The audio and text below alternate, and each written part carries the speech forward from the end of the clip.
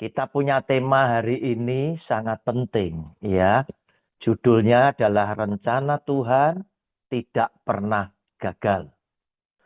Nah, Bapak Ibu, untuk judul ini, persiapkan alat tulisnya karena nanti saya akan tunjukkan, ya, banyak ayat yang nanti boleh Bapak Ibu renungkan kembali seusainya kita diskusi di Zoom meeting ini. Nah, Bapak Ibu, kita buka lebih dulu Roma pasal 8 ayat 28 sampai dengan 30. Ya, Roma pasal 8 ayat 28 sampai dengan 30. Demikian bunyi firman Tuhan.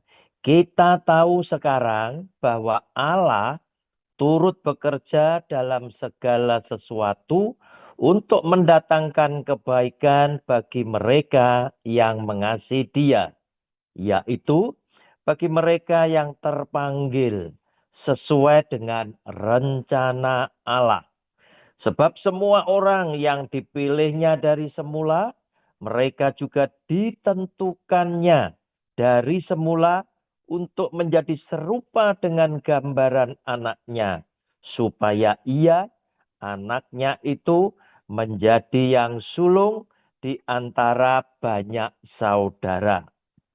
Dan mereka yang ditentukannya dari semula, mereka itu juga dipanggilnya. Dan mereka yang dipanggilnya, mereka itu juga dibenarkannya. Dan mereka yang dibenarkannya, mereka itu juga dimuliakannya.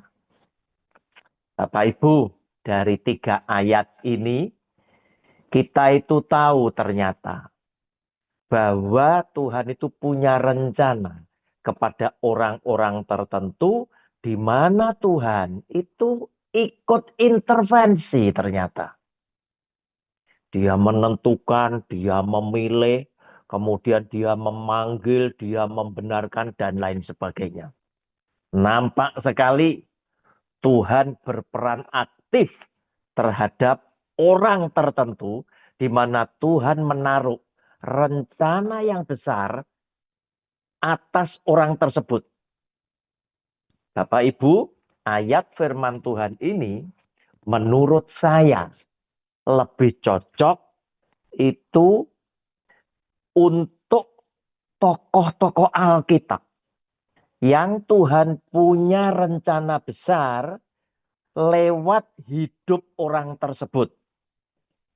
Dan ayat ini berbicara mengenai predestinasi, di mana Tuhan menentukan lebih dulu tanpa saudara dan saya itu ngerti, tanpa kita tahu apa jalan cerita di dalam hidup kita, tetap oleh Tuhan dirahasiakan. Namun sesungguhnya Tuhan itu sudah punya rancangan kepada setiap orang. Bedanya kita ini mungkin Tuhan punya rencana tapi dengan skala yang kecil. Ya, skala kita tidak dengan skala yang besar. Tapi kita dengan skala yang kecil.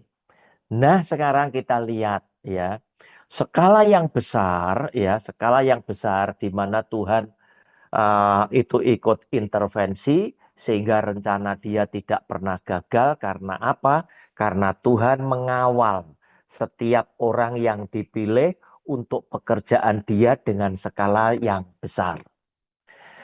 Bapak Ibu, saya ambil contoh yaitu bapaknya orang yang beriman yaitu Abraham. Kejadian pasal 15 ayat 1 sampai dengan ayat yang ke-7. Ya, saya lompat-lompat tapi nanti saya senang Bapak Ibu berkenan membaca ayat Alkitab ya tentang Abraham itu kalau bisa itu komplit ya. Nah, Abraham ini saya banyak tunjukkan ayat-ayatnya. Nanti berikutnya itu Tuhan Yesus ya. Mungkin ayatnya tidak banyak karena saya yakin tentang Tuhan Yesus, Bapak Ibu sudah hafal ya. Nah, ayat 1-7 dari Kejadian 15 demikian. Kemudian ini judulnya perjanjian Allah dengan Abraham, janji tentang keturunannya. Kemudian datanglah firman Tuhan kepada Abraham dalam suatu penglihatan. Janganlah takut Abraham, akulah perisaimu, upahmu akan sangat besar. Abraham menjawab, iya Tuhan Allah, apakah yang akan engkau berikan kepadaku? Karena aku akan meninggal dengan tidak mempunyai anak. Dan yang akan mewarisi rumahku ialah Eliezer orang Damsyik itu. Lagi kata Abraham, engkau tidak memberikan kepadaku keturunan, sehingga seorang hambaku nanti menjadi ahli warisku. Tetapi datanglah firman Tuhan kepadanya demikian. Orang ini tidak akan menjadi ahli warismu, melainkan anak kandungmu. Dialah yang akan menjadi ahli warismu. Lalu Tuhan membawa Abraham keluar serta berfirman, coba lihat ke langit, hitunglah bintang-bintang. Jika engkau dapat menghitungnya, maka firman-Nya kepadanya, demikianlah banyaknya nanti keturunanmu. Lalu percayalah Abraham kepada Tuhan, maka Tuhan memperhitungkan hal itu kepadanya sebagai kebenaran. Lagi firman Tuhan kepadanya, akulah Tuhan yang membawa engkau keluar dari Ur Kasdim untuk memberikan negeri ini kepadamu menjadi milikmu. Bapak Ibu, Abraham itu curhat. Tuhan, aku tidak punya keturunan. Nah, budaya zaman dulu, kalau tidak punya keturunan, ahli warisnya adalah hambanya yang paling senior, yaitu Eliezer. Namun apa yang dikatakan oleh Tuhan, Tuhan bilang, ya, Tuhan bilang, bukan dia yang menjadi ahli warismu, tetapi yang akan menjadi ahli warismu adalah keturunanmu sendiri. Nah, Bapak Ibu, harusnya Abraham dan Sarah itu langsung memahami bahwa mereka itu akan punya keturunan. Karena apa? Tuhan bilang, keturunanmu sendiri. Nah, Bapak Ibu, itu pun saat Tuhan berfirman, Sarah belum punya ide bahwa budaknya akan diberikan. Itu belum ada ide.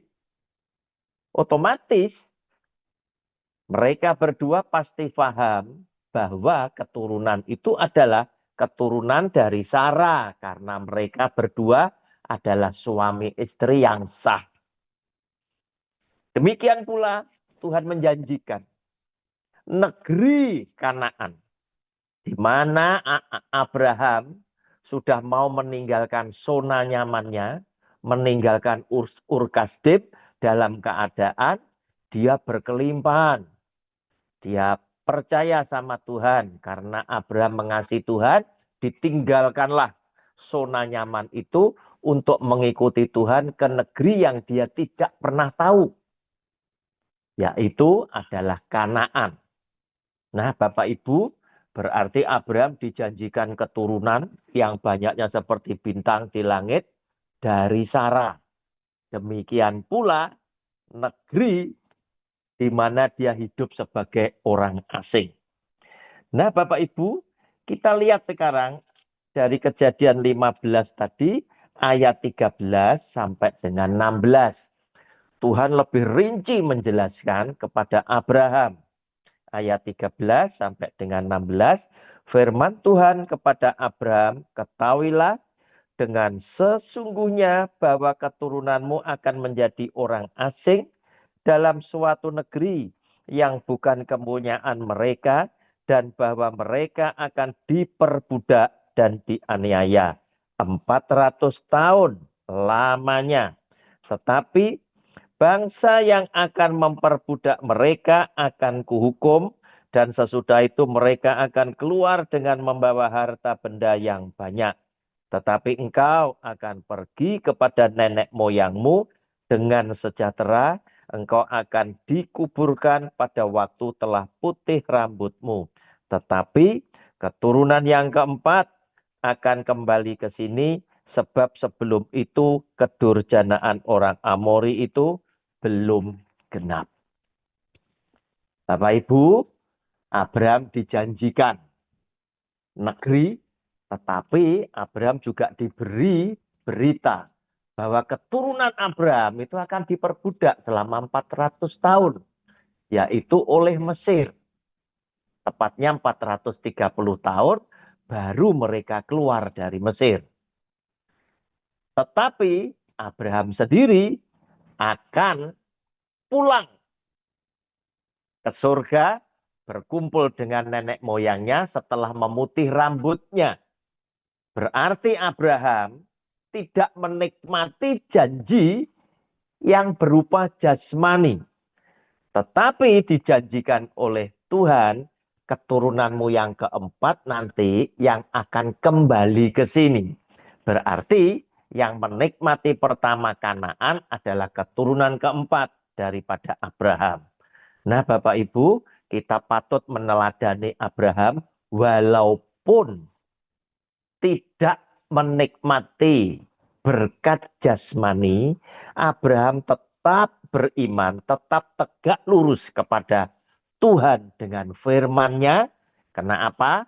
Karena Abraham tetap memegang janji Tuhan, berkat secara rohani itu tadi diwariskan oleh dia kepada anak cucu cicit keturunannya sampai sekarang kepada bangsa Israel. Yaitu dimulai dengan keturunan yang keempat. Nah, Bapak Ibu, lihat. Dengan janji seperti itu, orang beriman sekelas Abraham itu bisa outset dari rencana Tuhan yang Tuhan sudah sampaikan kepada mereka berdua. Kejadian pasal 16 ayat 1 sampai 4. Hagar dan Ismail. Adapun Sarai istri Abraham itu tidak beranak. Ia mempunyai seorang hamba perempuan orang Mesir. Hagar namanya.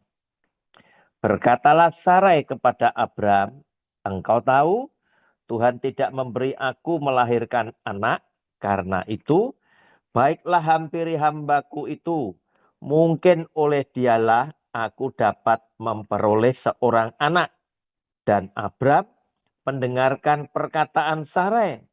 Jadi Sarai istri Abraham itu mengambil Hagar hambanya orang Mesir itu, yakni ketika Abraham telah 10 tahun tinggal di tanah Kanaan, lalu memberikannya kepada Abraham suaminya untuk menjadi istrinya.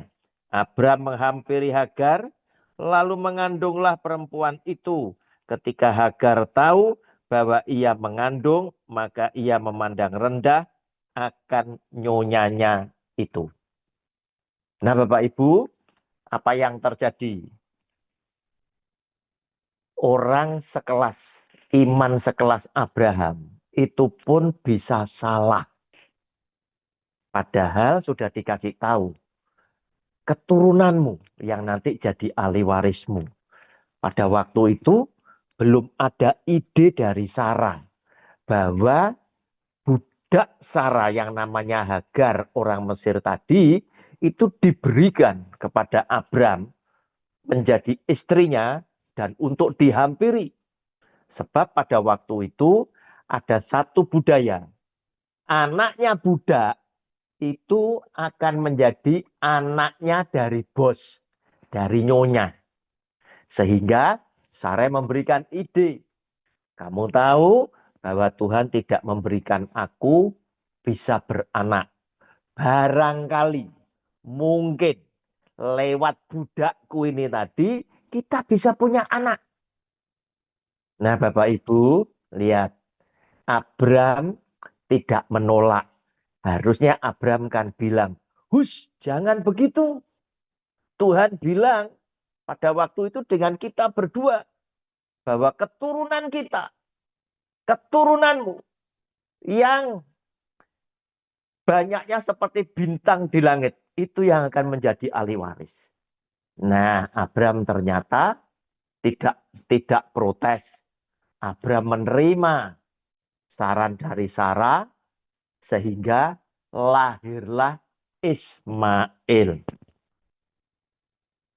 Nah, Bapak Ibu, kita lihat sekarang ayat 10 sampai dengan 16. Dari Kejadian 16 tadi, ayat 10 sampai dengan 16. Lagi kata malaikat Tuhan itu kepadanya, aku akan membuat sangat banyak keturunanmu, sehingga tidak dapat dihitung karena banyaknya. Selanjutnya kata malaikat itu kepadanya, engkau mengandung dan akan melahirkan seorang anak laki-laki, dan akan menamainya Ismail. Sebab Tuhan telah mendengar tentang penindasan atasmu itu. Seorang laki-laki yang lakunya seperti keledai liar, demikianlah nanti anak itu. Tangannya akan melawan tiap-tiap orang, dan tangan tiap-tiap orang akan melawan dia. Dan di tempat kediamannya, ia akan menentang semua saudaranya. Kemudian Hagar menamakan Tuhan yang telah berfirman kepadanya itu dengan sebutan, engkaulah El Roi. Sebab katanya, bukankah di sini kulihat dia yang telah melihat aku. Sebab itu sumur tadi disebutkan orang sumur Lahai Roi. Letaknya antara Kades dan Beret. Lalu Hagar melahirkan seorang anak laki-laki bagi Abram. Dan Abram menamakan anak yang dilahirkan Hagar itu Ismail. Abram berumur 86 tahun ketika Hagar melahirkan Ismail baginya. Nah, Bapak Ibu, di luar rencana Tuhan, karena kesalahan daripada Abram, karena ide daripada Sarah, lahirlah Ismail. Tetapi Tuhan tidak ingin dia punya rencana itu gagal. Ya, sama seperti Anda dan saya kalau setir mobil cari alamat pakai GPS, kemudian kita salah jalan, tidak mengikuti petunjuk daripada GPS. Itu langsung GPS ini tadi membuat rute baru lagi. Jalan baru lagi menuju tetap kepada sasaran. Demikian pula Tuhan akan melakukan hal seperti itu. Dia berintervensi kepada tokoh-tokohnya di mana Tuhan punya rencana yang besar lewat hidup orang tersebut. Nah, Bapak Ibu, kita sekarang lihat ya, Kejadian 17 ayat 17 sampai 21. Boleh saja Ismail sudah lahir, tetapi rencana Tuhan tidak pernah gagal, ya. Karena apa? Yang Tuhan maksud, keturunanmu itu adalah anak daripada Sarah. 17 ayat 17 sampai dengan 21. Lalu tertunduklah Abraham dan tertawa serta berkata dalam hatinya, mungkinkah bagi seorang yang berumur 100 tahun dilahirkan seorang anak, dan mungkinkah Sarah yang telah berumur 90 tahun itu melahirkan seorang anak? Dan Abraham berkata kepada Allah, sekiranya Ismail diperkenankan hidup di hadapanmu. Tetapi Allah berfirman, tidak, melainkan istrimu Sarahlah yang akan melahirkan anak laki-laki bagimu. Dan engkau akan menamai dia Ishak. Dan aku akan mengadakan perjanjianku dengan dia menjadi perjanjian yang kekal untuk keturunannya. Tentang Ismail, Aku telah mendengarkan permintaanmu. Ia akan kuberkati, kubuat beranak cucu, dan sangat banyak. Ia akan memperanakkan 12 raja, dan aku akan membuatnya menjadi bangsa yang besar. Tetapi perjanjianku akan kuadakan dengan Ishak yang akan dilahirkan Sarah bagimu tahun yang akan datang pada waktu seperti ini juga. Nah, Bapak Ibu, lihat. Tuhan tidak pernah gagal dengan rencananya. Mengapa? Walaupun Ismail lahir, tetapi apa yang difirmankan oleh Tuhan, keturunan dari Abraham, itu adalah anak kandung dari Sarah. Sehingga walaupun Abraham, walaupun Sarah itu tertawa, menandakan bahwa mereka itu ragu-ragu atau kurang percaya. Mengapa? Karena nggak masuk akal. Apakah seorang kakek yang berumur 100 tahun dan seorang nenek yang berumur 90 tahun akan melahirkan anak? Tetapi Tuhan menggarisbawahi. Gara-gara Abraham itu memohon. Tuhan, bagaimana seandainya Ismail saja yang hidup di hadapanmu. Yang kau maksud dulu itu Ismail saja. Pikir Abraham, Ismail kan juga anak kandungnya. Tetapi Tuhan menegaskan tidak. Melainkan anak dari Sarah. Dan perjanjianku turun-temurun itu kepada Ishak dan keturunannya. Perjanjianku. Sehingga kita mengenal bahwa Ishak adalah anak perjanjian yang dilahirkan di tengah ketidakmungkinan. Tetapi bagi Allah tidak ada yang mustahil.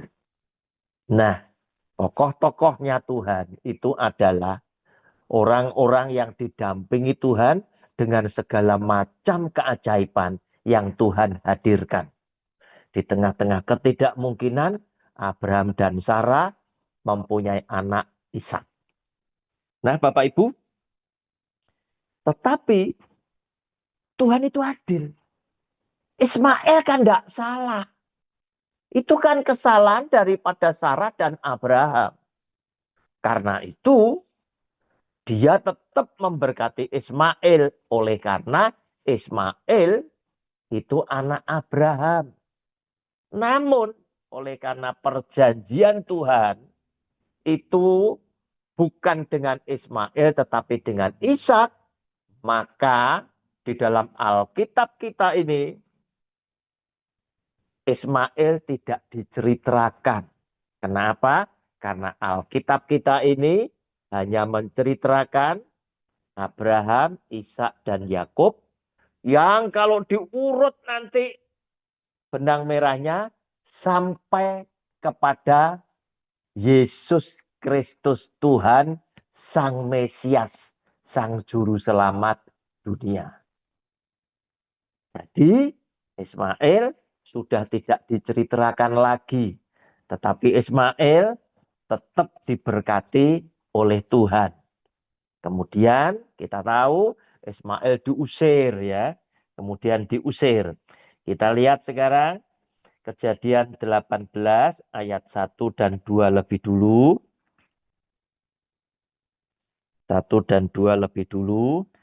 Allah mengulangi menjanjikan seorang anak laki-laki kepada Abraham. Kemudian Tuhan menampakkan diri kepada Abraham dekat pohon tarbantin di Mamre, sedang ia duduk di pintu kemahnya waktu hari panas terik. Ketika ia mengangkat mukanya, ia melihat 3 orang berdiri di depannya. Sesudah dilihatnya mereka, ia berlari dari pintu kemahnya menyongsong mereka, lalu sujudlah ia sampai ke tanah.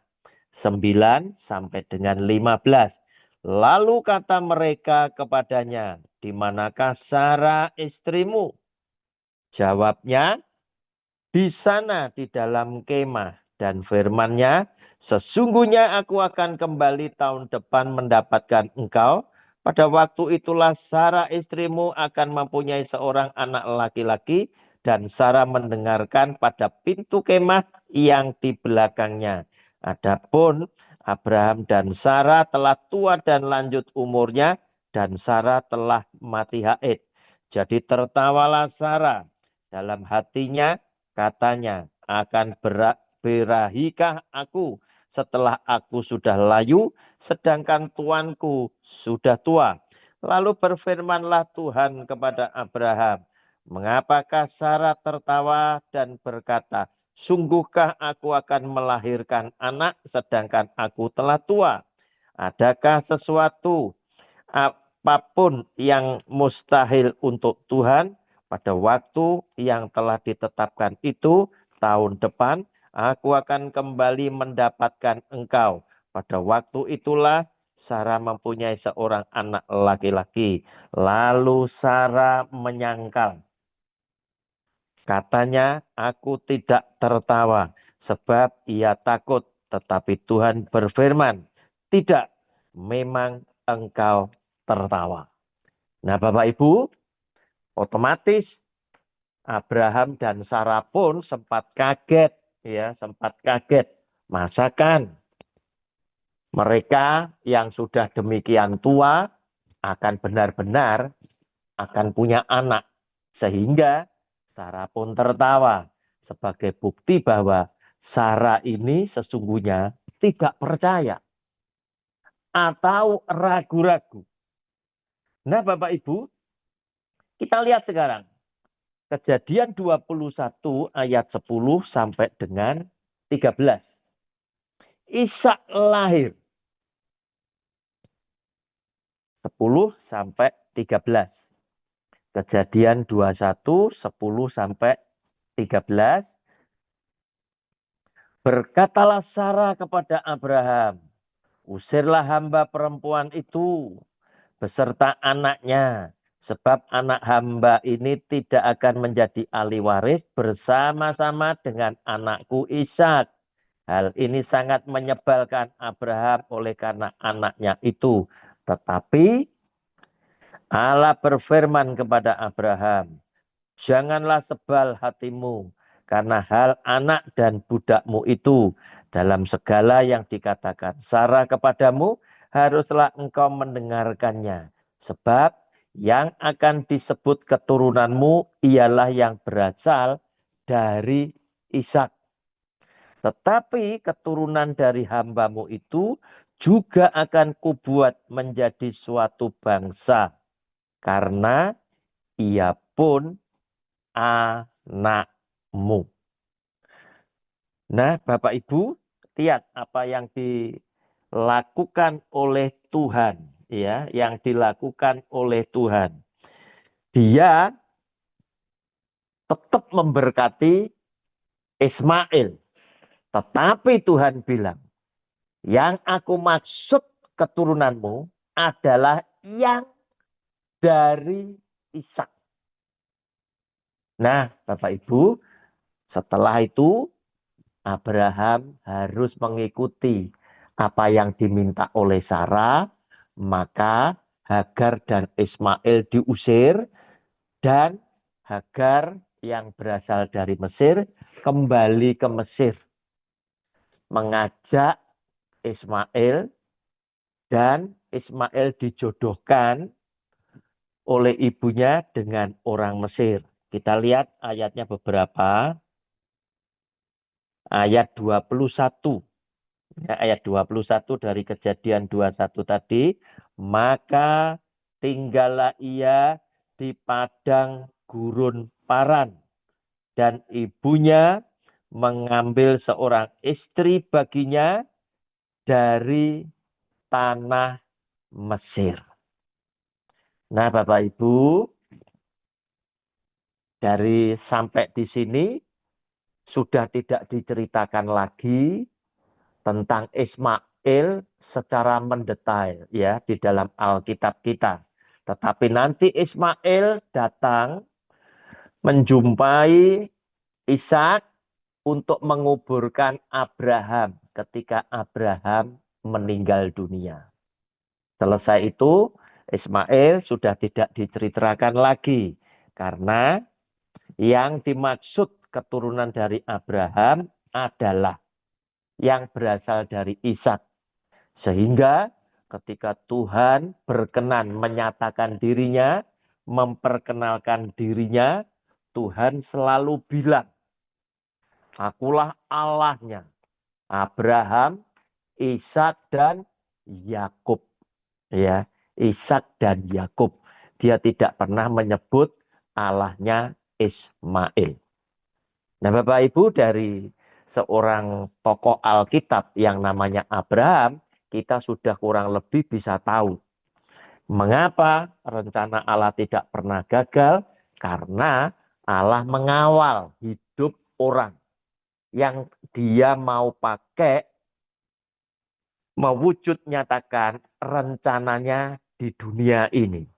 Sehingga ketika orang ini melakukan sesuatu yang salah sekalipun, Tuhan langsung intervensi untuk membuat orang yang salah ini kembali lagi di jalan yang Tuhan mau sampai kepada tujuan rencana Allah itu boleh terwujud.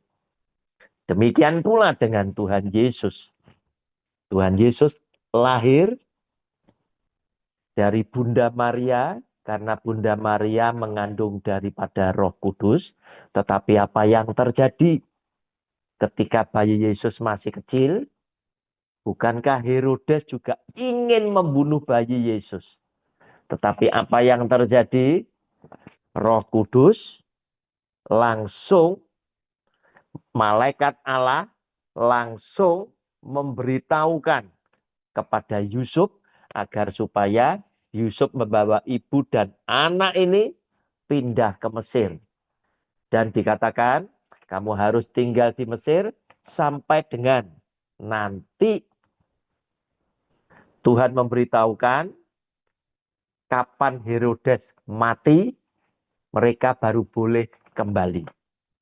Nah, demikian yang dilakukan oleh Tuhan di dalam kehidupan Tuhan Yesus maupun para rasulnya. Kita pun tahu Petrus ketika ditangkap di dalam penjara, harusnya Petrus tidak lama lagi harus dibunuh. Tetapi apa yang terjadi? Karena Tuhan masih punya rencana di dalam hidup Petrus, maka Tuhan mengutus malaikatnya melepaskan Petrus dari penjara. Bak seperti mimpi, Petrus dituntun oleh malaikat Tuhan, dilepaskan, dan Petrus berkumpul dengan para rasul yang lain. Demikian pula dengan Yohanes, rasul yang menerima wahyu, bukankah dia juga sempat akan dibunuh dengan cara digoreng di dalam minyak yang mendidih. Tetapi Tuhan masih memiliki rencana yang indah di dalam hidup Yohanes. Sehingga Yohanes itu pun tidak mati. Tetapi justru di usia tua tadi akhirnya Yohanes dibuang ke Pulau Patmos. Dan di Pulau Patmos tadi, di pengasingan tadi, Tuhan mewahyukan kitab Wahyu ini kepada Yohanes Rasul. Bapak Ibu, demikian sekilas penjelasan saya. Tuhan Yesus memberkati kita semuanya. Amin. Tuhan, terima kasih. Kami sudah belajar sebagian mengenai firman-Mu hingga kami tahu rencana Tuhan tidak pernah gagal. Oleh karena itu Tuhan, kami pun yakin di dalam hidup kami Tuhan juga punya rencana. Walaupun dengan skala yang kecil. Kami pun yakin firman-Mu ya dan amin. Sehingga apa saja yang kau rencanakan lewat kehidupan kami boleh terlaksana karena Tuhan juga menyertai kami. Meteraikan firman-Mu di dalam loh hati kami masing-masing. Sehingga Roh-Mu yang kudus tetap mengingatkan kami bahwa Engkau menyertai kami. Dan kami boleh hidup di dalam kebenaran. Dan lewat kebenaran itu kami senantiasa menjadi anak Tuhan yang memuliakan nama-Mu. Di dalam nama Tuhan Yesus kami percaya. Amin. Masuk dalam sesi diskusi tanya jawab. Mungkin ada yang perlu disampaikan, Madam? Iya, mari bertanya pertanyaannya yang sesuai dengan tema ya, yang sangat sesuai dengan tema dan kalau tadi mengikuti penjelasan biasanya ada yang bertanya bukan dari tema. Bukan dari tema, jadi ya tetap di koridor di tema. Dan terima kasih buat yang semua yang sudah hadir ya Pak David, Pak Roni. Sekarang kita akan masuk dalam tanya jawab. Silakan Pak David mengarahkan. Nanti Baik. saya akan patuh. Oke, terima kasih Pak Roni tadi sudah cukup. Sama-sama, terima kasih. Ayatnya cukup banyak semua. Baik, saya akan lihat sebelum ke Pak Roni. Yoram, tadi Pak Roni sebutkan pertama pembukaan dari ayat mana? Saya bertanya dulu kepada Yoram. Iya. Silakan Yoram. Oke, baik, Shalom. Pertanyaannya adalah, bagaimana mengimani rencana Tuhan dalam adanya? Yoram, dengar dulu Ya. Yoram. Saya bertanya tadi waktu Pak Roni buka ayat pertama yang disebut Pak Roni itu dari ayat mana? Ayat Yeremia 29 ayat 11. Benar nggak itu? Oh, salah. Oke. Saya Pak David. Ayat mana, Liviana? Ini Roma 8 ayat 28. 28 sampai? Roma 8 sampai ayat 28 aja, Pak David. Ayat 28 sampai 30. Oke, terima Sampai kasih. 30 ya. Oke. Sekarang Ibu Messi, silakan bertanya Ibu Messi. Silakan Bu Messi ya. Ya, terima kasih Pak Roni. Ya. Ya, judulnya rencana Tuhan tidak pernah gagal. Iya. Ya, Pak, saya mau bertanya. Kan kadang-kadang orang suka katakan gini, kalau kita melanggar perjanjian Tuhan, kadang-kadang rencana Tuhan itu tidak akan terjadi dalam hidup kita. Apa itu betul apa enggak, Pak? Itu aja pertanyaan saya. Iya, terima kasih. Ibu, kalau kita bicara kita, ya kita. Tadi kan saya ngomong, ayat daripada Roma 8, 28 sampai 30, saya menafsirkan ayat ini lebih cocok untuk tokoh-tokoh Alkitab di mana Tuhan punya rencana yang besar. Sehingga sekalipun mereka itu berbuat salah, Tuhan itu tetap mengikuti mereka, mengawal mereka, supaya kesalahan itu dibenarkan oleh Allah. Mereka kepada rencana Tuhan seperti yang Dia ingin. Nah, sedangkan untuk kita itu tidak sedemikian halnya dengan tokoh-tokoh Alkitab tadi. Kenapa? Karena mungkin kita dipakai itu dengan skala yang kecil. Nah, kita banyak ngelihat sekarang. Wah, di awal pelayanan si A ini, pendeta A ini. Wah, dia betul-betul disertai oleh Tuhan. Dengan urapan Tuhan, dengan kuasa Tuhan yang luar biasa. Khotbahnya bagus, banyak memenangkan jiwa dan lain sebagainya. Di tengah perjalanan, dia berbuat salah. Kemudian apa? Urapan Tuhan itu nggak ada lagi. Nah, kita dari sini kita bisa tahu perbedaannya tentang rencana Allah. Salah satunya contoh aja. Bagaimana dengan Saul? Bukankah Saul juga Tuhan yang memilih? Tetapi ketika Saul mulai mendukakan hati Tuhan, Tuhan tidak segan-segan membuang Saul. Tetapi kalau kita lihat, Abraham ini juga salah loh. Dia keluar daripada rencana Allah. Dia ambil Hagar itu. Sehingga lahir Ismail. Kemudian Tuhan tetap kawal. Harus Ishak dari Sarah, istrimu. Demikian pula kita lihat perjalanan mereka. Mereka masuk ke Mesir, Abraham salah loh. Dia tidak berani akui bahwa Sarah adalah istrinya. Dia masuk ke Gerar, Abimelek, dia ulang lagi. Tetapi Tuhan tetap kawal. Bahkan Tuhan kelihatan sekali tidak adil, ya, demi untuk mengawal orang-orangnya ini supaya kekudusan itu juga terjaga. Firaun diberi mimpi, dijumpai dengan Tuhan. Jangan kamu sentuh, karena perempuan itu istrinya Nabi. Otomatis Firaun di dalam mimpinya juga boleh protes dong. Tuhan, orang itu tadi bilang saudaranya. Di mana salahku? Tuhan bilang, pokoknya kembalikan. Kalau tidak, seisi istanamu aku hukum. Demikian pula dia perbuat dengan Abimelek. Nah, oleh karena itu, saya tidak setuju. Kalau ada pendeta, terus khotbahnya begini. Jika Abraham ditolong oleh Tuhan, maka saudara juga akan ditolong oleh Tuhan. Saya tidak setuju. Kenapa? Karena skalanya tidak sama.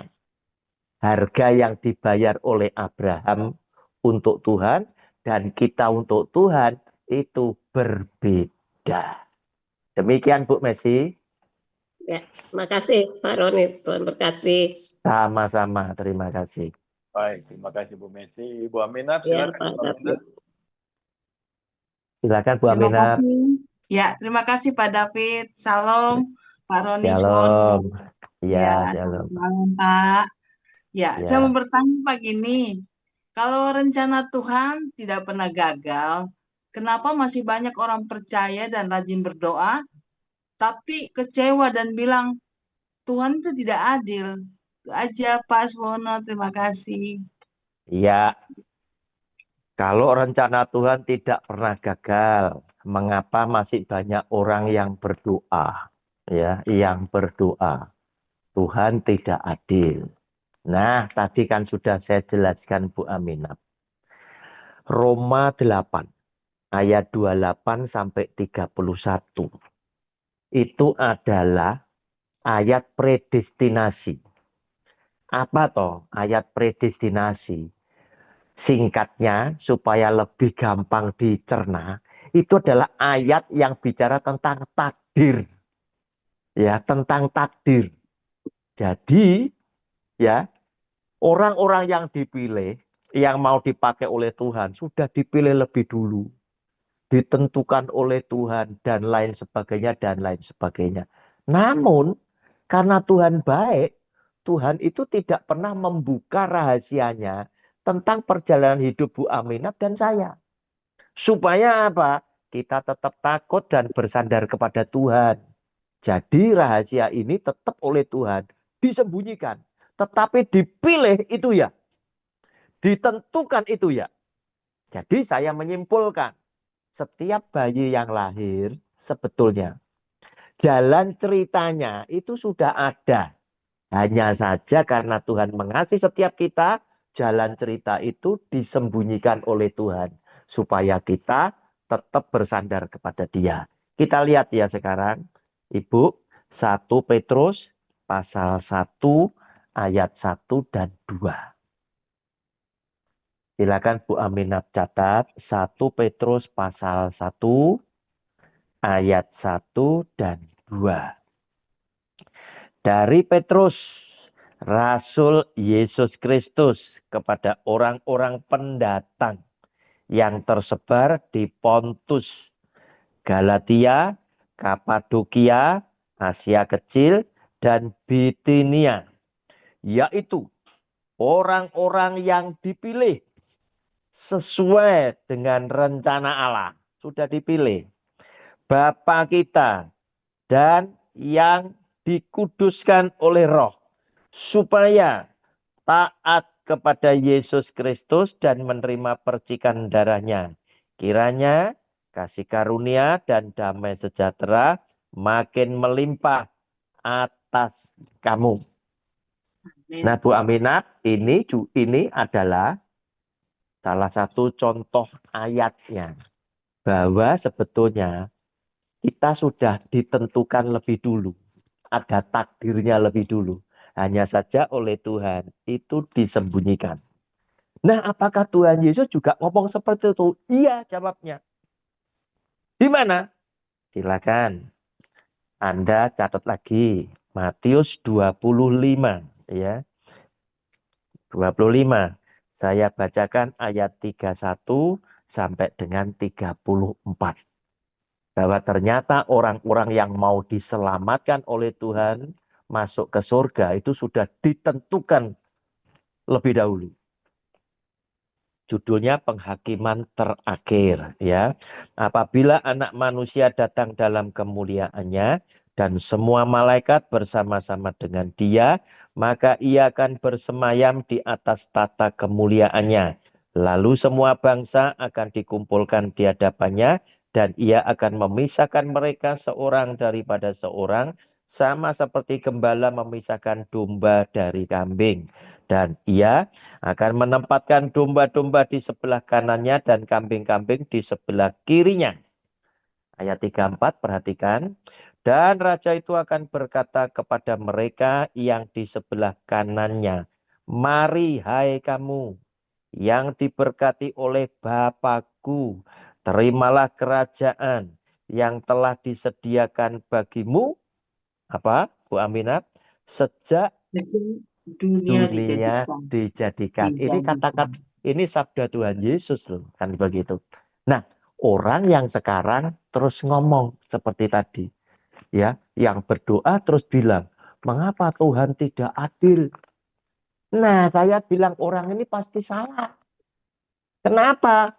Karena dari mana kamu bisa tahu bahwa Tuhan itu punya rencana tentang yang kamu doakan? Kan semua disembunyikan oleh Tuhan walaupun sudah ditentukan. Oleh karena itu, ketika saya mendoakan orang yang sudah sepuh, yang sudah tua usianya, kemudian sakit, kalau saya mendoakan menyerahkan, saya yakin tanpa bertanya kepada keluarganya pun, dengan kata-kata saya, dengan doa saya nggak apa-apa. Karena saya ngomong dengan Tuhan, Bapak, masih adakah rencanamu kepada Oma ini? Jika Tuhan tidak punya rencana lagi di dalam hidup Oma ini, saya yakin Tuhan, Engkau tahu yang terbaik yang Tuhan akan karuniakan kepada Oma ini. Itu sama dengan saya serahkan. Tetapi jika Tuhan masih punya rencana, saya yakin Tuhan harus sembuhkan. Tetapi jika tidak, Tuhan yang penuh belas kasihan, pasti dia tidak ingin juga membuat Oma yang sakit ini berlama-lama di dalam penderitaan oleh karena sakitnya. Demikian Bu Aminah, terima kasih. Baik, terima kasih Bu Aminat, jelas ya. Lanjut Pak Gibson, silakan Pak Gibson, langsung ke pertanyaan Pak Gibson. Silakan Pak Gibson.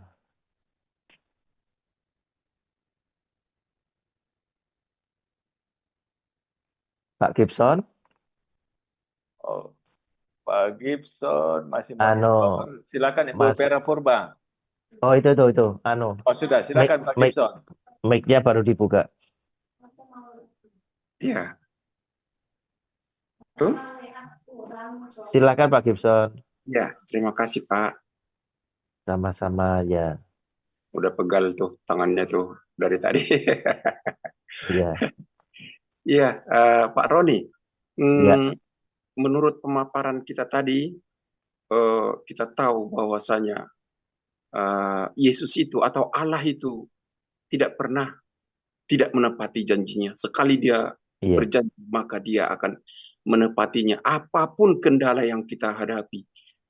Iya. Tuhan, seperti Abraham, istrinya hampir dia tidak percaya ketika Iya.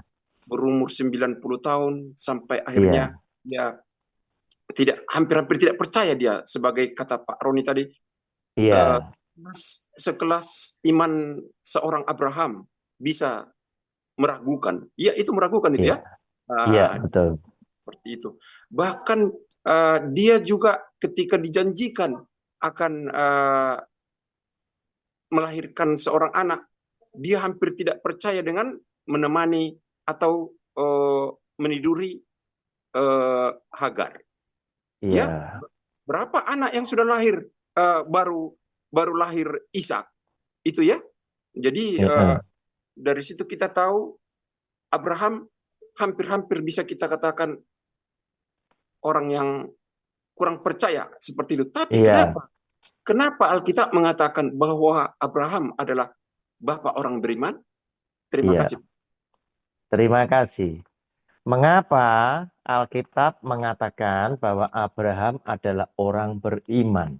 Karena Abraham mempunyai iman di atas rata-rata orang zaman sekarang. Yang pertama, ketika Tuhan bilang, Abraham, tinggalkan negeri nenek moyangmu. Urkasim ini tadi, Abraham dalam kondisi ekonomi sudah mapan, Pak Gibson. Menuju ke negeri yang dia tidak tahu. Dari dia ada tinggal di rumah gedung, dari batu-batu itu gedung. Kemudian Abraham harus mulai meninggalkan dan dia tinggal di kemah, dari kemah ke kemah yang lain.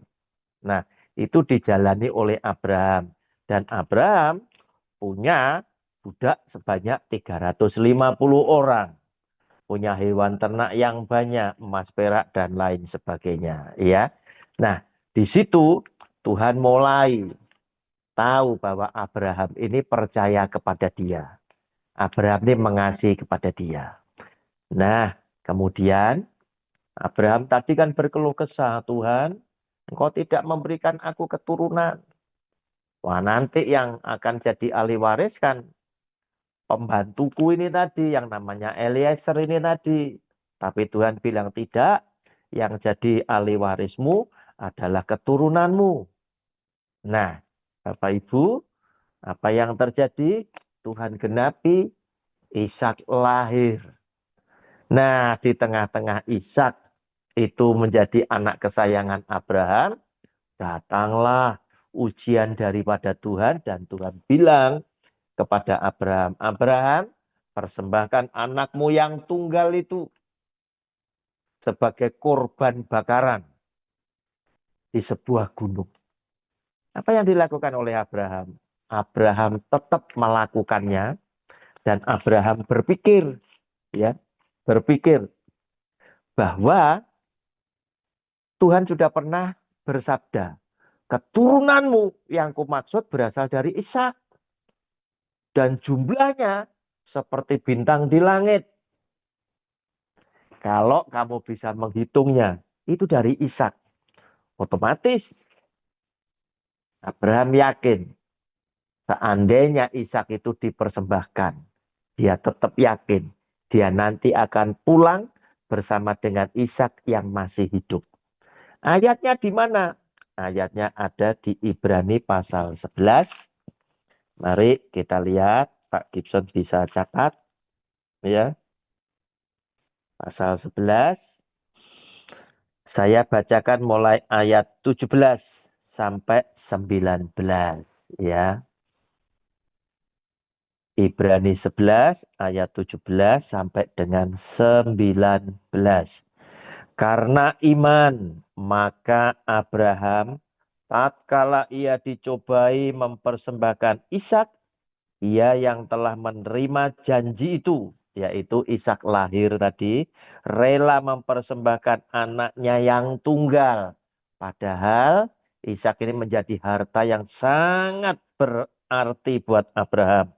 Walaupun kepadanya telah dikatakan keturunan yang berasal dari Ishaklah yang akan disebut keturunanmu. Karena ia berpikir, iman itu pakai pikiran. Karena mengasihi Allah salah satunya dengan akal budi. Bahwa Allah berkuasa membangkitkan orang-orang sekalipun dari antara orang mati. Dan dari sana ia seakan-akan telah menerimanya kembali. Demikian Pak Gibson. Ada yang kurang? Iya, tapi bahkan seperti kata pendeta tadi, Iya. Abraham juga dia disuruh pergi ke kemana tadi, ke daerah yang padahal dia sudah bisa dikatakan kaya seperti itu. Iya, iya. Dia sampai-sampai istrinya dia katakan itu adiknya atau kakaknya dia. Iya, iya. Waktu dia masuk ke Mesir, iya, Ya, banyak sekali yang kita lihat dari ketidakpercayaan dari Pak Abraham. iya, Tapi bisa iya, disebut memang sih lebih banyak yang lebih percaya dia kepada Tuhan. Itu. iya. Sudah Pak, ya. Iya Pak Pendeta. Iya. Jadi kalau kita lihat Abraham ini ternyata juga punya apa itu kesalahan-kesalahan. Tetapi Tuhan itu bisa maklum bahwa Abraham itu ditekan dengan rasa takut. Kenapa? Zaman dahulu adalah berlaku hukum rimba, ya. Abraham takut, wah karena engkau cantik, nanti aku dibunuh dan kamu diambil oleh orang yang mencintai kamu. Demikian yang ada di dalam pikiran Tuhan. Nah demikian pula, hal itu ada dalam pikiran para rasul yang jumlahnya 12 itu. Ya, satu yang mengkhianati Yudas, kemudian Yudas diganti dengan Matias. Itu punya pikiran yang sama, Pak. Mereka kenapa harus menyangkali Tuhan Yesus, Petrus itu, sampai 3 kali. Dan kemudian dikatakan di situ, ketika Tuhan Yesus ditangkap, yang berani mendekat cuma ibu-ibu. Yang laki kemana? Para pengikutnya, para rasul. Itu tidak berani dekat. Mereka takut. Kalau mereka itu ketahuan bahwa mereka adalah bagian daripada Tuhan Yesus. Bahkan mereka mengunci diri di sebuah rumah dengan pintu yang terkunci. Dan Tuhan Yesus menjumpai mereka saat Tuhan Yesus bangkit. Itu bukti apa? Mereka takut. Sehingga mereka harus bilang apa? Khususnya Petrus. Dia bersumpah. Sumpah. Aku bukan bagian daripada Yesus. Aku tidak kenal dia. Padahal mereka bilang, oh kalau lihat logatmu, kamu ini orang Galilea. Nah itu tadi.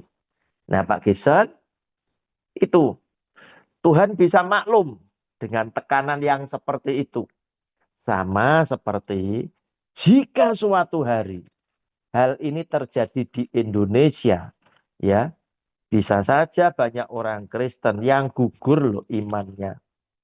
Kita lihat, kita baca Yohanes pasal 16 ayat 1 sampai dengan ayat 4. Silakan Pak Gibson bisa dicatat ya. Bagaimana kalau seandainya ini terjadi di Indonesia dan ini sudah terjadi di negara-negara tertentu. Misalkan di Afghanistan dan lain sebagainya yang ekstrim-ekstrim itu sudah terjadi. Kita baca Yohanes 16 ayat 1 sampai dengan ayat 4a. Judulnya bertekun. Semuanya ini kukatakan kepadamu supaya kamu jangan kecewa dan menolak aku. Kamu akan dikucilkan, bahkan akan datang saatnya bahwa setiap orang yang membunuh kamu akan menyangka bahwa ia berbuat bakti bagi Allah. Mereka akan berbuat demikian karena mereka tidak mengenal baik Bapa maupun aku, anak. Tetapi semuanya ini kukatakan kepadamu, supaya apabila datang saatnya, kamu ingat bahwa aku telah mengatakannya kepadamu. Nah, Pak Gibson, Abraham masih tetap menjadi bapaknya orang percaya. Dia pun disebut sebagai sahabat Allah. Sampai-sampai Allah itu berkenan curhat kepada Abraham saat Sodom dan Gomora itu mau ditunggang balikkan. Kenapa? Karena salah satunya Allah dibuat kagum oleh Abraham ketika dia memenuhi panggilannya, meninggalkan kemapanan yang ada di Ur Kasdim untuk mengikuti Tuhan, pergi ke tempat yang dia tidak tahu. Dan di tempat dia menjadi orang asing, kualitas hidup Abraham itu menurun. Ya, tidak seenak di Ur Kasdim, tetapi dia tetap percaya kepada Tuhan demi janji, yaitu berkat rohani yang nanti akan diberikan Tuhan pada awalnya melalui keturunan yang keempat. Negeri itu tadi. Tetapi keturunan dia yang pertama dan yang kedua pun itu menjadi biji mata Tuhan. Sehingga Tuhan berkenan memperkenalkan diri, akulah Allahnya Abraham, Ishak, dan Yakub.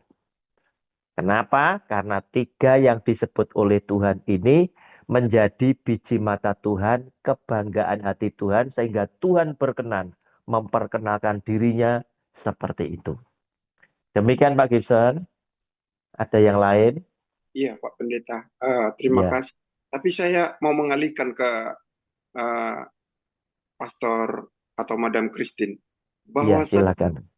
Iya, sebagai seorang perempuan, sebagai istri dari Abraham, pada saat Abraham mengatakan seperti itu dan Raja Mesir mendekati seorang istri yang begitu cantik jelita seperti Madam. Bagaimana perasaan Madam seandainya itu berada di pihak Madam Christine? Terima kasih. Oke, Pak David, saya langsung silakan. Silakan. Salam Pak Gibson, salam Pak Roni. Izin, saya sebenarnya dari tadi sudah minta izin mau tambahkan ya. Pertama Pak Gibson, ini kebanyakan kasus orang saat ini. Dia selalu melihat hamba Tuhan yang lain. Loh, kok dia ada kelemahan, kok dia ini, kok dibilangin begitu, dikasih titel kayak gitu. Padahal nggak pantas gitu kan. Nah, Pak, kalau kita mau melihat dan membaca dengan baik, Abraham memang punya kelemahan. Ya kata orang dunia, imannya sih boleh gede, aminnya nggak tahan gitu ya. Mungkin begitulah yang dia hadapi pada saat dia mendekati Hagar gitu kan ya. Nah, Pak, yang aku mau tegaskan di sini, seperti tadi Pak Roni sudah ambil dari Ibrani 11 ya, ayat 17, di sana jelas dikatakan karena iman. Abraham, ya kita baca kembali ya supaya kita nggak salah jawab ya. Ibrani 11 ayat 17, karena iman maka Abraham tatkala ia dicobai mempersembahkan Ishak ya, ia yang telah menerima janji itu rela mempersembahkan anaknya yang tunggal. Disinilah dia dikatakan bapak orang beriman, Pak. Kalau kesalahan-kesalahannya di waktu lalu seperti dia bohong bahwa Sarah itu adiknya ya, demi menyelamatkan tadi udah dijelaskan oleh Pak Roni. Terus dia kok tidak percaya sama janji Tuhan ya.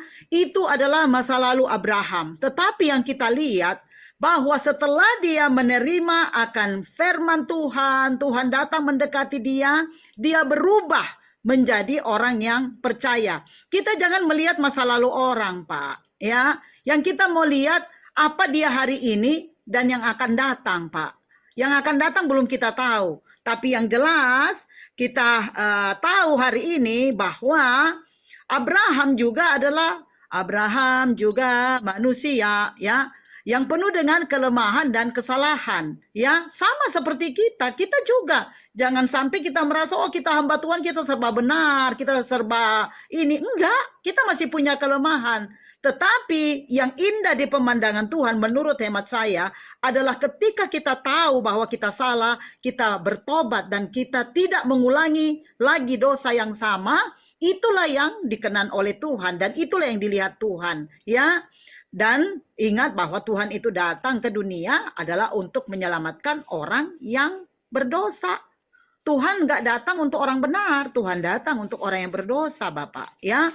Jadi yang pertanyaan tadi Bapak pertama saya hanya tambahkan bahwa yang Tuhan lihat dan berkata bahwa Abraham itulah bapa segala orang yang beriman, itu karena dilihat bagaimana dia setelah dia tahu firman Tuhan, makanya dibilangkan iman itu tumbuh dengan pendengaran akan firman Kristus.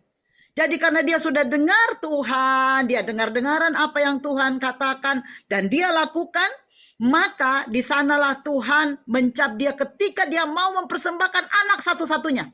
Itu imannya luar biasa, Pak. Karena dia sudah sadar bahwa firman Tuhan itu enggak akan pernah gagal lagi dalam hidupnya. Dan di sana saya lihat ada pertobatan. Di sanalah Tuhan akan bekerja, Pak. Tadi kan Roma 8:28 jelas bahwa Tuhan akan turut bekerja mendatangkan kebaikan dalam segala sesuatu bagi mereka yang mengasihinya. Nah, apakah kita mengasihi Tuhan? Apakah kita mengasihi Tuhan? Nah, Bapak, tadi Bapak pertanyaannya ke saya khusus ya. Bagaimana kalau Sarah itu yang jadi saya? Bagaimana perasaan saya? Saya karena begitu dekatnya dengan suami saya, ya, si Abraham, seandainya saya jadi Sarah ya, begitu dekatnya saya tahu kalau dia gelisah, saya tahu kalau dia takut, makanya saya yakin ketika dia mengatakan itu adalah untuk keamanan kami, adalah untuk supaya kami semua safe, kami semua selamat. Kata orang sekarang sih, bohong-bohong putih.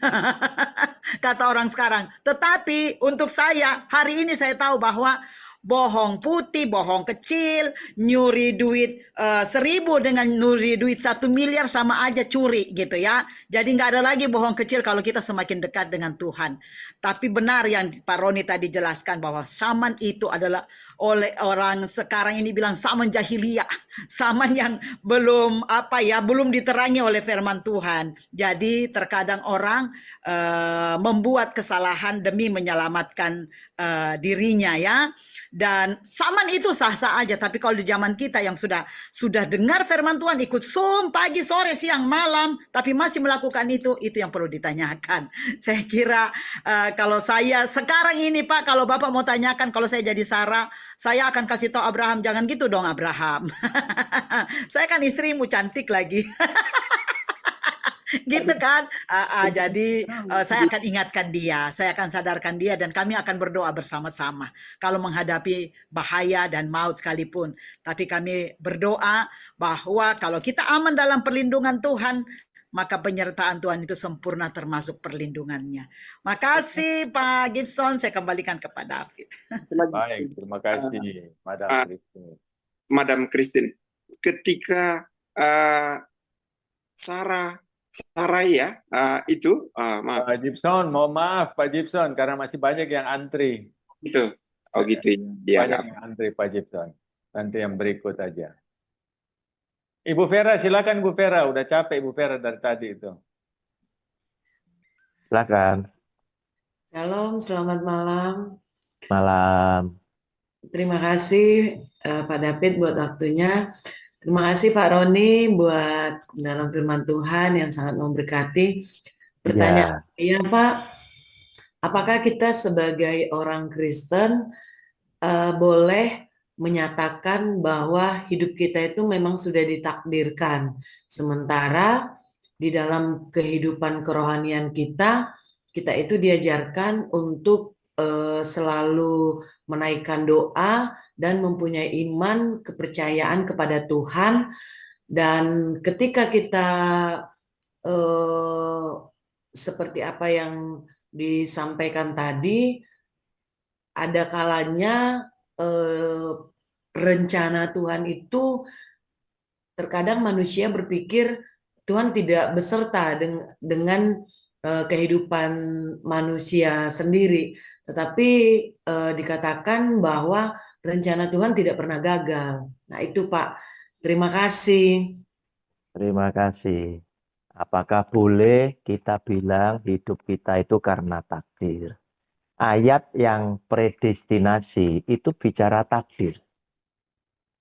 Ketika sebuah gereja atau pembicara mengajarkan tentang takdir, banyak orang itu berpikir, masa iya? Nah, ayatnya tadi saya tunjukkan kan, bahwa ternyata yang di sebelah kanan Tuhan tadi telah diselamatkan, ya telah disediakan.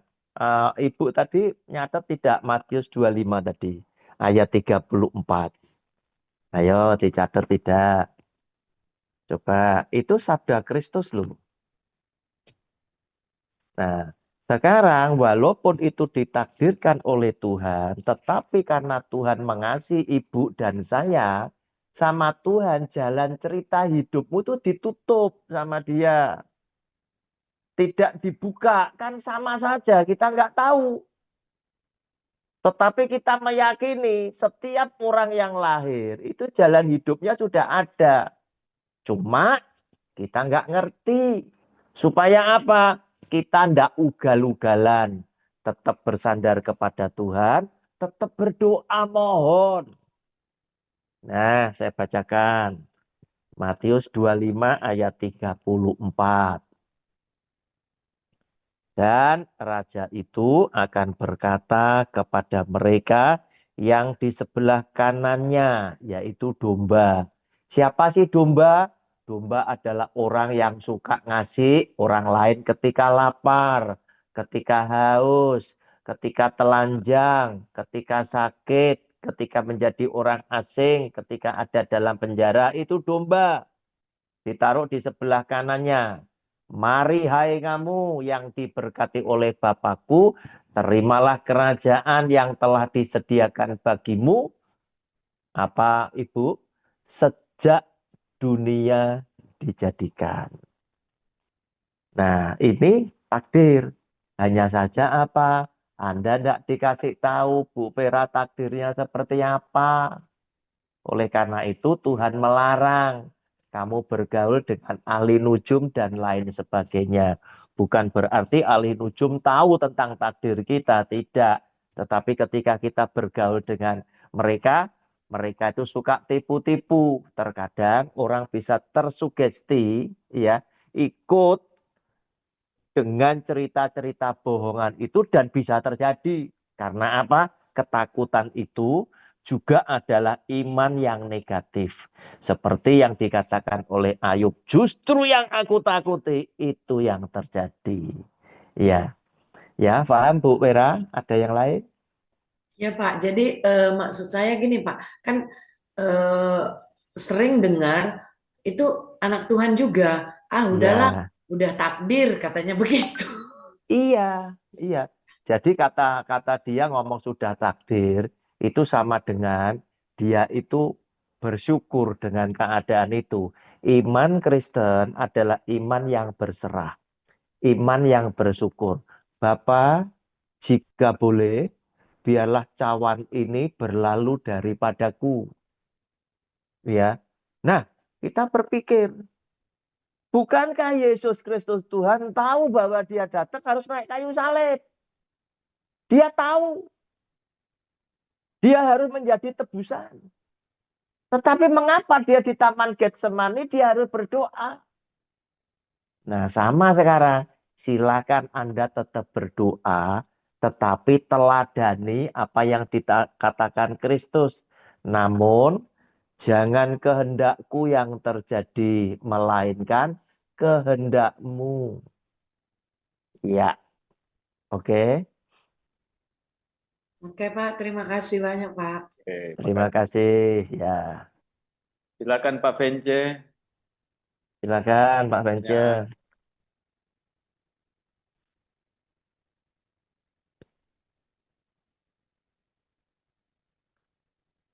Silakan Pak Vence. Mana suaranya Pak Vence? Tidak kedengaran suaranya, tarik itu anunya, earphone-nya ditarik. Ya, Soalnya tidak kedengaran Pak Vence. Atau tulis saja, Vence, tidak kedengaran. Tulis di chatting aja. ya, enggak kedengaran. Kalau disangir memang tuh Signalnya. Sinyalnya ya, masalah sinyal. masalah sinyal. Sama sekali enggak kedengaran ya. Iya. Ditulis saja, Vence.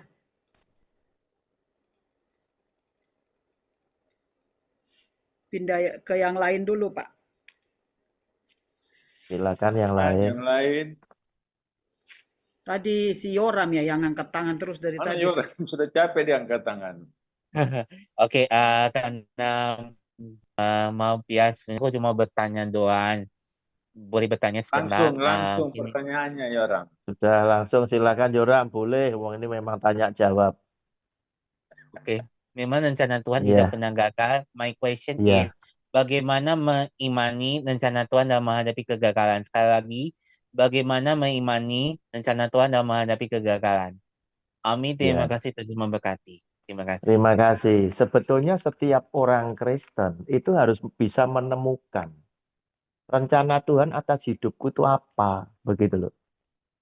Nah, kadang banyak orang Kristen jalani hidup ini tanpa pernah tahu sebetulnya Tuhan punya rencana apa. Terus kemudian ketika dia banyak gagal dan lain sebagainya, nyalain Tuhan. Padahal Tuhan ngomong, gua enggak suruh kamu di situ. Aku enggak pakai kamu di situ. Kamu yang ke sana sendiri. Nah, sehingga orang harus mulai berpikir, apakah betul Anda melayani Tuhan itu berkenan di hati Tuhan? Tidak semua. Kenapa? Karena kamu tidak pernah tahu. Belum mbok cari apa panggilan hidupmu. Sama seperti Yesus Kristus Tuhan, itu memberikan teladan buat saudara dan saya, bahwa aku datang itu untuk menebus dosa umat manusia di atas kayu salib. Dia tahu. Dia tahu. Sehingga ketika dia tahu apa yang terjadi, kita lihat Matius pasal 16. Ya, bentar saya carikan. Matius pasal 16. Ayatnya yang ke-21 ya. Ke-21 sampai 23.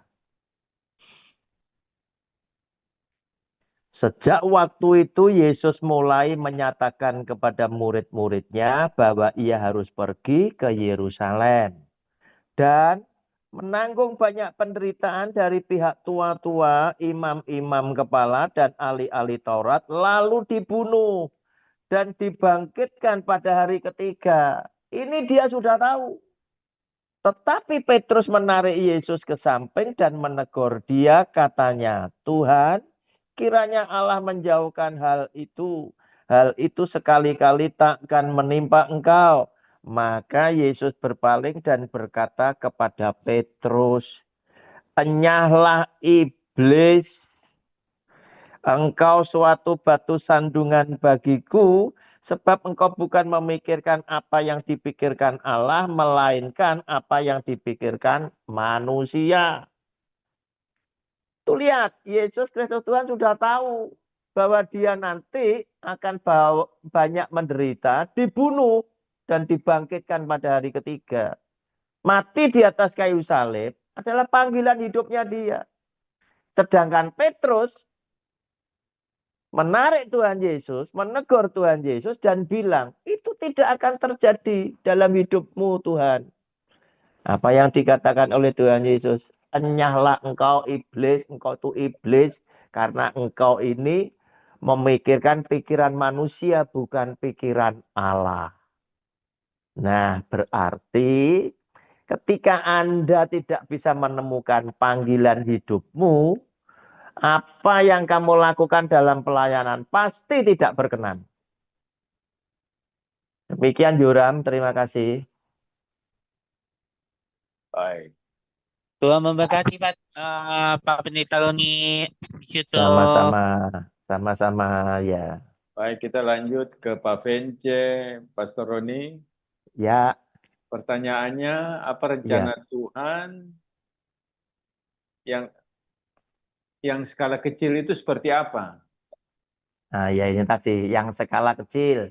Anggaplah kita ini dipakai jadi berkat di gereja, ya. Cuma di gereja kita. Atau kita dipakai jadi berkat di lingkungan keluarga, di lingkungan saudara-saudara. Juga dipakai di lingkungan kita bekerja atau di masyarakat. Itu skala kecil dibandingkan dengan seorang Bunda Maria dan Yusuf yang melahirkan Yesus oleh karena Roh Kudus. Ini dunia bilangnya, ya. Tuhan Yesus bicara skala dunia, demikian pula Abraham. Orangnya sudah nggak ada, sudah di surga, tetapi apa yang mereka lakukan itu abadi. Sedangkan kita jadi berkat skala kecil. Begitu kita ada di surga, paling 1 tahun, 2 tahun, 3 tahun, kita sudah dilupakan. Apa yang engkau sudah pernah buat, karyamu, sudah dilupakan oleh orang. Mungkin orang akan bertanya, Roni yang mana? Kan begitu. Itu skala kecil. Demikian Pak David. Oke, baik. Terima kasih. Itu penjelasannya Pak Vence. Ya. Kami persilakan Madam Christine. Silakan. Iya, karena saya lihat tidak ada lagi yang bertanya Pak David. Saya mau bertanya nih Pak Roni.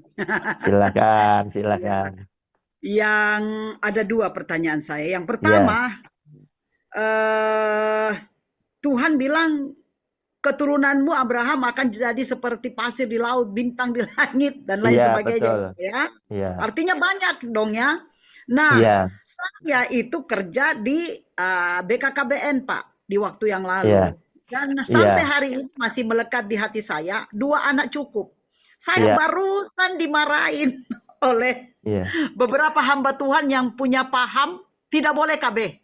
Pokoknya keturunan orang Kristen itu harus banyak. Nah, karena saya mendapatkan ada satu keluarga yang punya prinsip yang sama dengan pendeta yang menyampaikan bahwa keturunan harus banyak. Saya melihat tiap bulan itu minta tolong ke saya pendeta. Anaknya mau bayar ini, anak ketiganya, anak kelimanya, anak keenamnya, anak ketujuhnya, sampai anak kesembilannya minta tolong. Mau dibayarin uang sekolah, kalau tidak dikasih keluar dari sekolah. Saya bilang, di waktu yang lalu saya sudah bilang 2 anak cukup. Iya, tapi kan pendeta itu bilang ini, minta tolong sama pendeta itu. Karena saya tidak pernah mengajarkan banyak anak, tapi kamu telantarkan anak kamu.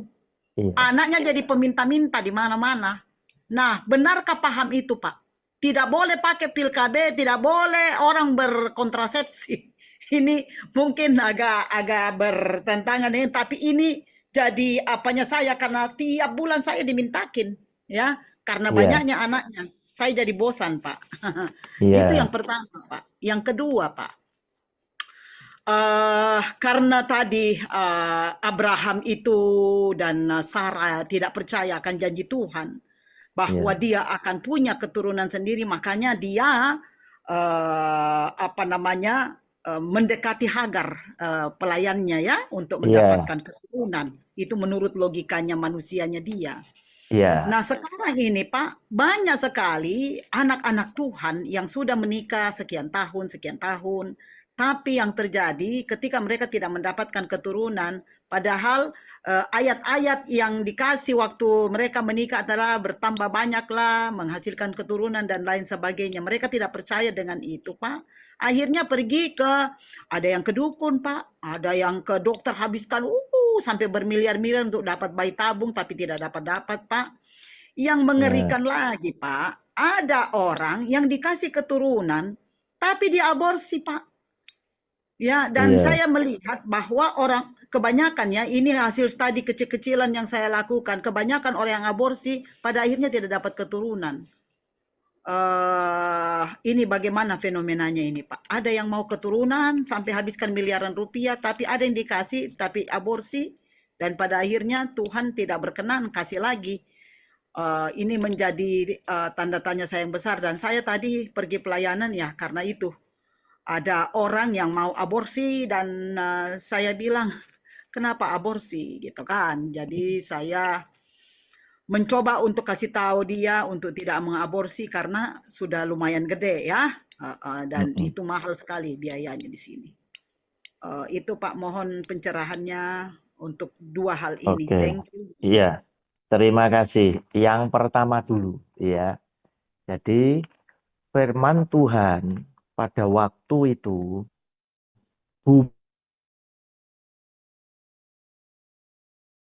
Tuhan bilang, berkembang biaklah dan penuhilah bumi.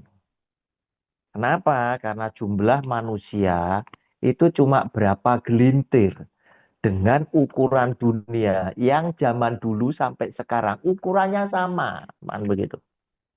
Otomatis punya anak banyak itu baik, ya. Namun seiring dengan perkembangan zaman, kemajuan peradaban, orang ini harus mulai berpikir, kan begitu. Harus mulai berpikir, yaitu apakah kalau itu dilanjutkan terus, itu akan menjadikan lebih baik. Tetapi kalau kita tidak lanjutkan, apakah berarti kita menentang kehendak Allah? Wong Allahnya bilang harus punya keturunan banyak. Saya pikir tidaklah seperti itu karena Tuhan ya itu pun juga mengikuti perkembangan peradaban. Kalau kita lihat ya peradaban dari firman Tuhan dan lain sebagainya itu mengikuti dengan kemajuan dari zaman ke zaman sehingga Tuhan memberikan perintah itu berbeda-beda. Zaman dulu ada binatang yang haram, tidak boleh dimakan, ada yang boleh dimakan. Terus kemudian zaman dulu orang Yahudi tidak boleh bergaul dengan orang yang bukan Yahudi karena Yahudi merasa ya yang paling nomor satu ya sehingga bangsa Yunani, bangsa Romawi dan lain sebagainya disebut bangsa tidak bersunat kan begitu. Nah lihat kemudian apa yang dilakukan oleh Tuhan Yesus. Tuhan Yesus ini menyadarkan kan begitu. Menyadarkan tidak boleh seperti itu. Tuhan Yesus bilang, tidak ada sesuatu yang dari luar masuk ke dalam, itu yang menajiskan manusia. Tetapi apa yang dari dalam, yang keluar, itu yang menajiskan. Dengan demikian, dia menasihatkan buat kita, semua makanan itu halal. Mengapa? Karena Yesus Tuhan tahu cara berpikirmu, peradabanmu jauh lebih baik dari hari kemarin. Sehingga barang-barang yang dahulu mungkin berbahaya, yang dahulu mungkin bisa kotor, kamu bisa ngolah sekarang. Kamu sudah bisa masak dengan benar. Sehingga apa? Tidak ada yang bisa membuat kamu bahaya. Nah, demikian pula Tuhan Yesus itu ngomong sama Petrus. Petrus adalah rasul yang melayani bangsa yang bersunat saja. Sedangkan Paulus bangsa yang tak bersunat. Yunani, Romawi, dan itu dilayani oleh Paulus. Nah karena arogansi daripada Petrus, maka Tuhan menyadarkan Petrus. Petrus diberi penglihatan, ada kain yang turun dari surga, di dalamnya itu banyak binatang yang najis, yang haram.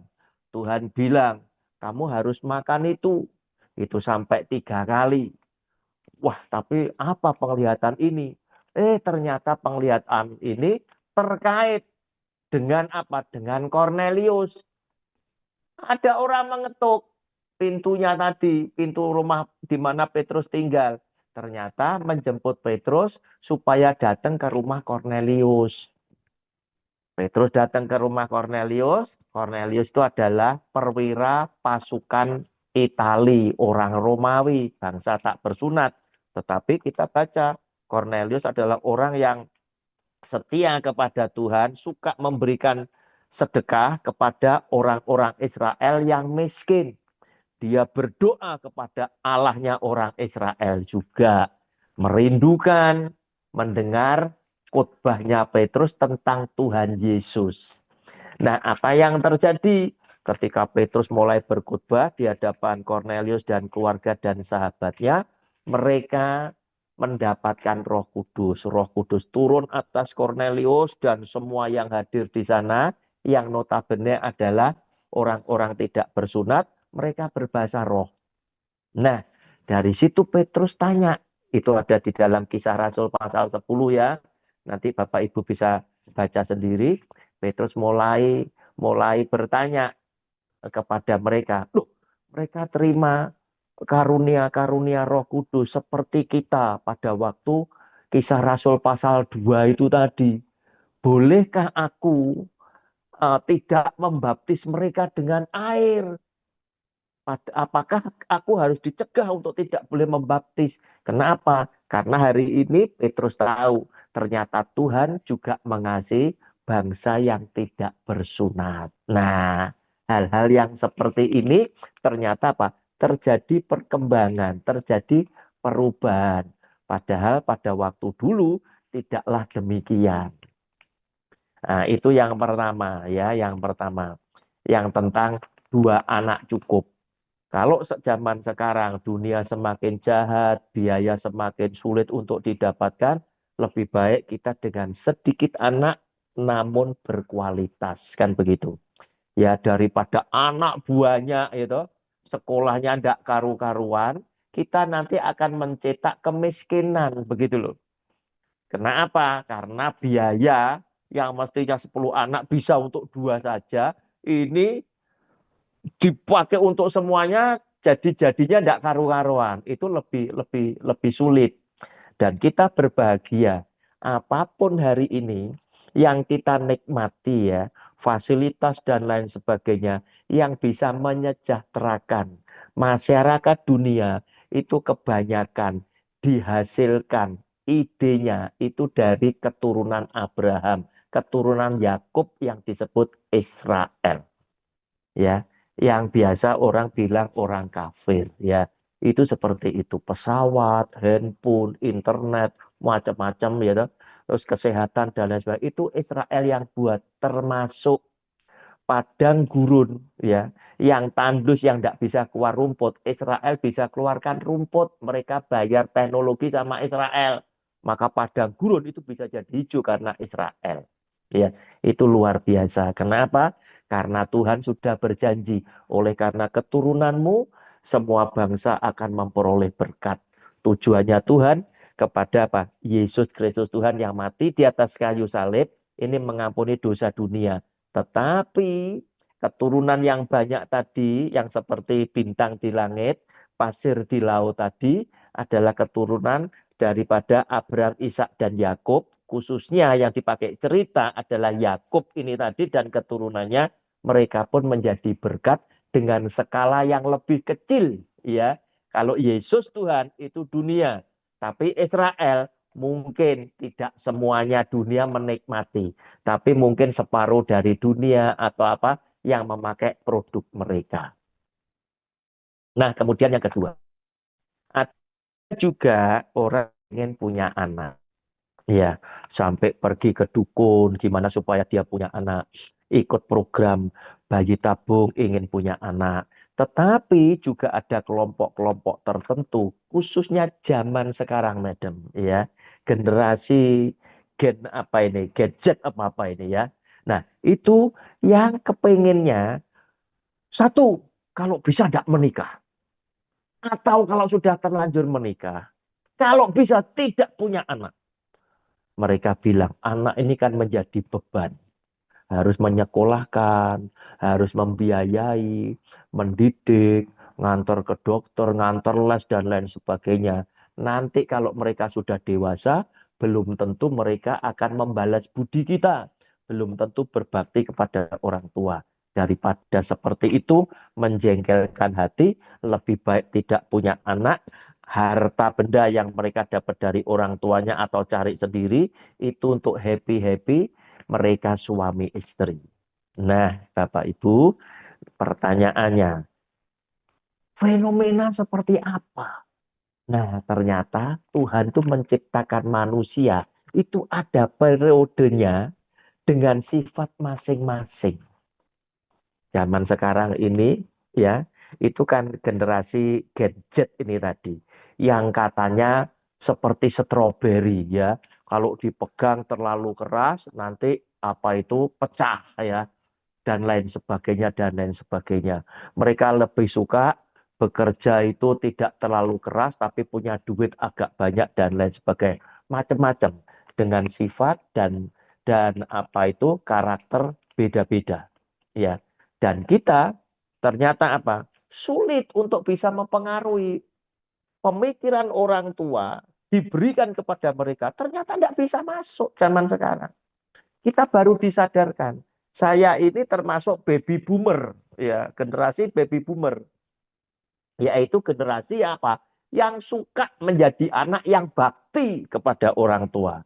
Yang suka peduli dengan sesama dan lain sebagainya. Yang suka bekerja keras. Demikian pula bekerja keras untuk generasi selanjutnya.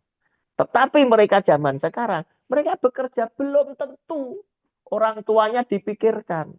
Nah, hal-hal yang seperti itu tentunya akan memberikan perilaku yang berbeda. Ya, kenapa? Memang Tuhan menciptakan kondisi yang seperti ini. Namun apa yang kita mesti tetap lakukan, yaitu apa? Mengajar firman Tuhan kepada generasi apapun. Ya, sebab kita hanya berharap kepada apa sih? Kepada yang namanya kasih karunia. Mengapa? Kita lihat, ada banyak tokoh Alkitab. Di dalam Alkitab, ternyata apa? Tadi yang saya contohkan adalah Abraham. Wah, ternyata Abraham seperti gitu aja, Abraham kurang percaya dan lain sebagainya. Sebetulnya di dalam ketidakpercayaan Abraham, Tuhan ingin tunjukkan apa sih? Bahwa orang yang kamu anggap paling top, itu tidak sempurna. Tidak sempurna. Buktinya apa? Mereka juga meleset. Hanya untuk ngakui istrinya saja. Mereka nggak mampu. Padahal aku, Tuhan, kan yang memanggil Abraham keluar dari Ur Kasdim. Pasti aku menyertai Abraham kan. Tetapi apa? Pikiran manusia itu lebih di depan daripada pikiran Allah. Abraham harus berbohong. Nah, disitulah sama seperti ketika Tuhan bilang, orang kaya sukar masuk ke dalam kerajaan surga. Lebih mudah seekor unta masuk ke dalam lubang jarum. Para murid bertanya, Tuhan, kalau begini caranya syaratnya, siapa yang akan selamat? Nah, disinilah Yesus Kristus Tuhan menyadarkan saudara dan saya. Dia bersabda, memang menurut manusia itu tidak mungkin. Tetapi bagi Tuhan tidak ada yang mustahil. Kenapa? Karena manusia diselamatkan, manusia diampuni, dan manusia diangkat derajatnya dimuliakan oleh karena kasih karunia. Demikian, Madam. Terima kasih. Thank